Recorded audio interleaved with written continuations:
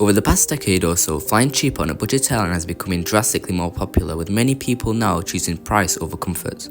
In this part of the industry, there is large competition between budget carriers such as Southwest, Spirit and Frontier in the US. However, one of the most competitive areas where budget airlines are constantly competing against each other is in Europe, with airlines such as Wizz Air, EasyJet, Ryanair and Pegasus. A few years back, I flew EasyJet from Manchester to Dalaman on their Airbus A320neo and was quite satisfied with the experience, bearing in mind it is a budget airline. I didn't get much in the flights and therefore was quite bored for the majority of it, but I couldn't complain as that is what budget airlines usually do.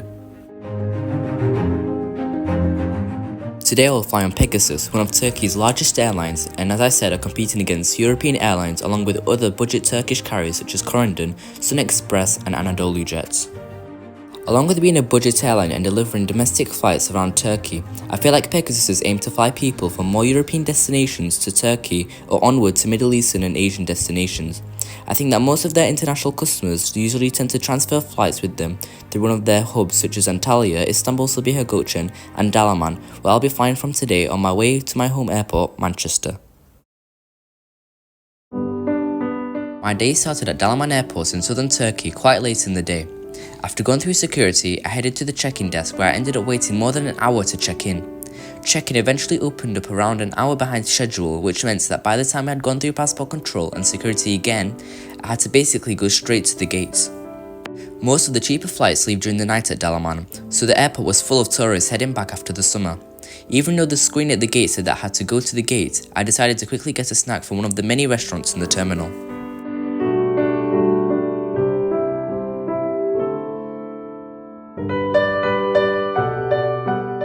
As soon as I had finished, I made my way to the gate to find out that it was actually a bus gate. It's quite rare to have a bus gate in Dalaman, but as my aircraft had come from Istanbul Sabiha Gökçen Airport, it parks in the domestic terminal.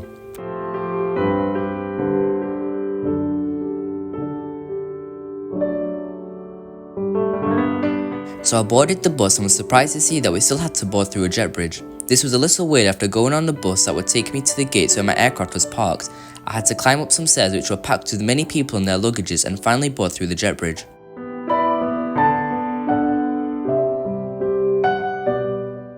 On my way up though, I did manage to get a small peek of my almost 12-year-old Boeing 737-800 which was delivered to Pegasus in 2012.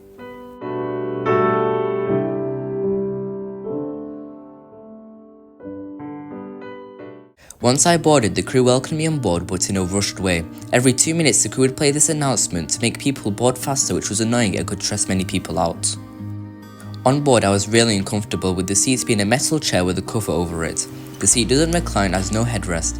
To be honest, this isn't really a common thing to see on a budget airline, but considering that Pegasus is competing with Anadolu Jet, which I recently flew, the seats in Anadolu Jet are much better and much more comfortable than those in Pegasus. There is a small tray table and a small compartment with an in-flight magazine with options to purchase on board, and the legroom was uncomfortable. The cabin, as you can hear, was chaotic, not the best for an overnight flight like this.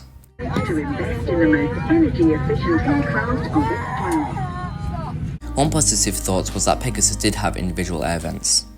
After a bit of a faff, we eventually pushed back and headed to Manchester.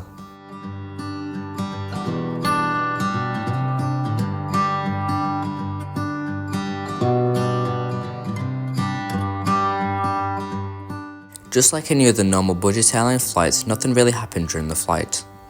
One thing that I really liked about Pegasus was the fact that you could have access to entertainment on your mobile devices by connecting to the onboard Wi-Fi, even though it technically wasn't Wi-Fi, and then scan a QR code on the seat back. For a price of 19 Turkish lira, which is less than £1, you can access a decent amount of movies, TV shows, games and more. The selection might not be the best, but don't forget, this is on a budget airline.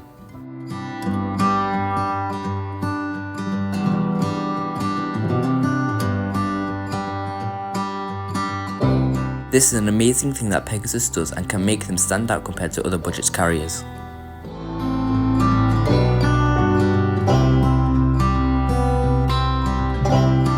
Along with this, Pegasus offers catering services on board for a fee.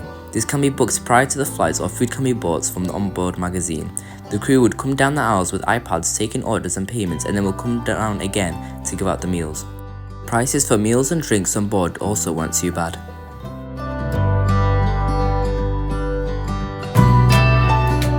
I spent most of my time watching a movie and looking out of the window, however it wasn't that easy as the window was really dirty.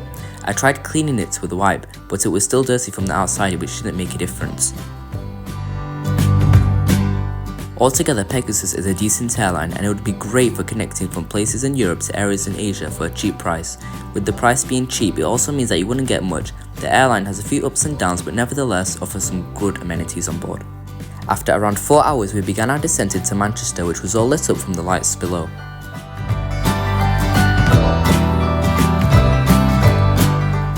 We ended up having quite a long taxi to our gate as it was all the way on the other side of the airport, but I didn't seem to care as I just watched all the aircraft parked up around Terminal 1. I had not been to Manchester Airport's Terminal 2 in a long time and it was my first time seeing the new Pier 1. I feel like that the airport design is much better than all of the other terminals and looks very modern, but compared with other airports that the airport is competing with, it wasn't really anything competitive. Altogether, it is nice to see that there's a lot of money being invested into the airport and I can't wait to see the new Pier 2 and the transformation of Terminal 1 when it comes. Thank you for watching this video. Just before I end it, don't forget to like, subscribe and check out my Instagram, link is in the description.